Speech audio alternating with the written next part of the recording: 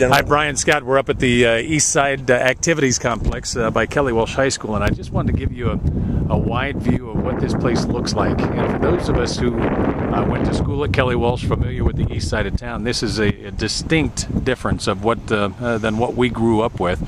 And the grand opening, our dedication ceremony, comes our way on Saturday. And Frank Mello's alongside me, Activities Director, Assistant Principal at Kelly Walsh. Frank, let's talk a little bit about some of the aspects of this field. First off, let's go over to the scoreboard.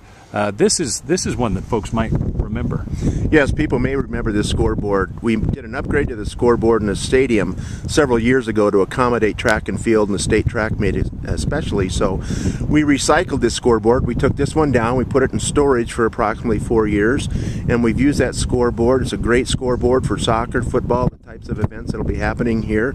So we put that back up, and there they are. Yeah, let's go to the lighting, and this lighting system. This is unbelievable. And what we did was we had Frank turn the lights on. And how'd you turn the lights on?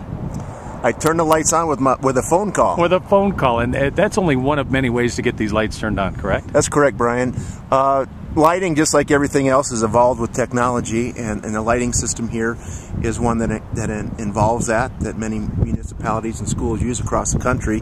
The lighting system you can turn on by a phone call, by a smartphone app, or by your computer, or of course you can do it the old-fashioned way and throw the switch. So there's several different ways that you can monitor and turn on your lighting. The company itself, Musco Lighting, actually does monitor the lighting system, and they can actually tell by the data that they're receiving at their end if a light bulb goes out and needs replaced. They monitor it for that, us for that as well. Yeah. Now, what about the residences right over here? Because obviously, I mean, this is a lot of light for a big field here. What does that do across the street? Yeah, one thing about this whole complex in general is part of being a school is being a good neighbor, and we are in a neighborhood here. And one concern we had was that the lighting would hit the houses when the field was in use. So what we did was this lighting, as you see, it has hoods on top of it. And when the lighting is very much focused because of that hooding and because of the angle of the lights, where it's just focused directly upon the field. And if you're up here at nighttime, you can actually probably within about 10 feet from the field itself, it gets dark just like a curtain. So yeah. It takes into consideration the neighborhood as well, and the neighbors. And then, of course, let's also talk about seating here. You know, as we talk about the seating, this is untraditional type of stadium seating.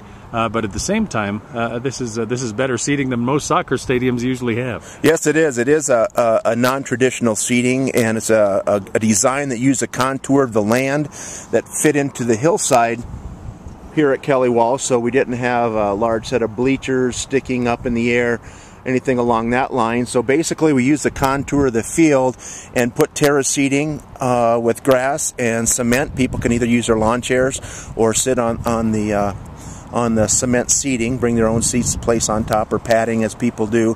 And there again, it blends right in and holds approximately 1,000 people doing it this way as well. Wow. And then, of course, let's talk about the fields. The fields, this is what you find at War Memorial Stadium in Laramie. This is what you find across town at Natrona County High School. This really is state-of-the-art artificial turf, isn't it? Yes, this is by Field Turf. It's their top-of-the-line turf. It's a newer turf. It has a very high rating for safety, which is a big part of what we do. A big part of our season, soccer, for example, takes place starting in March. And at that time of year, you know, the ground is hard as a rock. Sometimes it's even frozen.